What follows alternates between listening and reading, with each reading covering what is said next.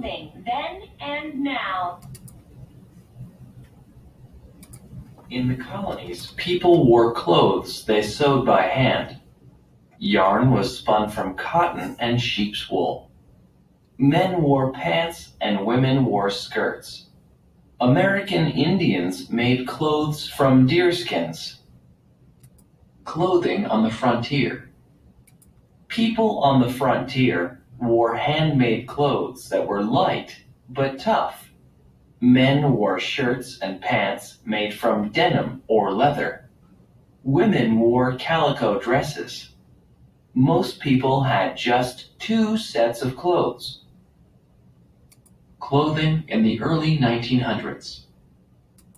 In the 1900s, sewing machines changed how clothes were made. Clothes were sewn in factories and sold in stores. Styles also changed. Women now wore shorter skirts and pants. Clothing in the 1950s. By the 1950s, synthetic fibers such as nylon and polyester were invented. Wool, cotton, and other natural fibers were also used to make clothes. New styles like jeans and short skirts were popular. Clothing today. Clothing today bridges the past and present. Factories make most clothes, but some people still sew. Many fabrics are used, including wool and cotton. People choose from designer styles and casual clothes. Long ago and today.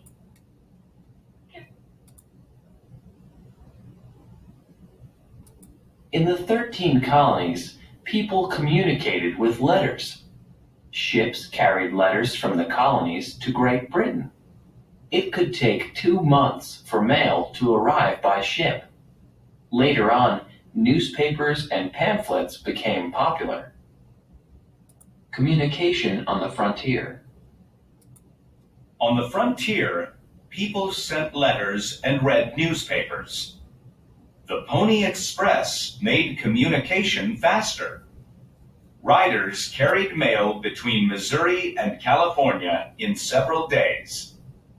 Later on, people sent news within minutes by telegraph. Communication in the 1900s. The invention of the telephone in 1876 made communication easier. By 1915, telephone wires connected the country. Radios became popular in the 1920s. People got news right away. Communication in the 1950s. By the 1950s, most homes had telephones and radios. The invention of TV changed the way people got news and information. They could now see news as it happened. Big computers came into use. Communication today. Today, people communicate with each other in seconds. People talk and send messages on cell phones. They write emails and use social media sites. They talk to people around the world through computers. Farming then and now. Food then and now. Food in the colonies. Long ago, people in the 13 U.S. colonies got their food from the land. Men hunted deer and turkeys. They caught fish and seafood. American Indians helped them grow corn. People ate corn at most meals. Food on the frontier. In the 1800s, people moved west to the frontier. Pioneers hunted buffalo and raised cows, pigs, and oxen. Families grew corn, potatoes, and other vegetables. They churned butter and ground wheat to make bread. Food in the early 1900s. In the 1900s, Many people lived in large cities. They ate simple meals of bread and potatoes. Farmers delivered fresh meat, vegetables, and milk. Immigrants made food from their homeland, like spaghetti. Food in the 1950s. By the 1950s, machines changed what people ate. Fresh foods were stored in refrigerators. Stores sold canned soups, meats, and vegetables. People got their first taste of frozen meals and fast food. Food today. Today, people eat a variety of foods from many cultures. They buy food at grocery stores and farmers markets. They cook with fresh, frozen, and canned food. People eat in restaurants more often than in the past. Long and far. Games and fun, then and now. Games in the U.S. colonies. Colonial children had to work, but they played games too. They rolled hoops and spun tops. Kids played tag, hopscotch, and ninepins. They had cornhusk dolls. American Indians held races and played lacrosse. Games on the frontier.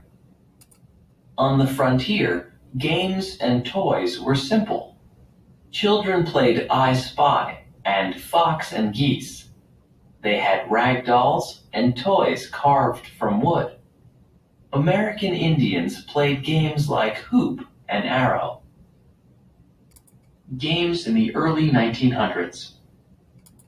In the 1900s, children in big cities played in the streets.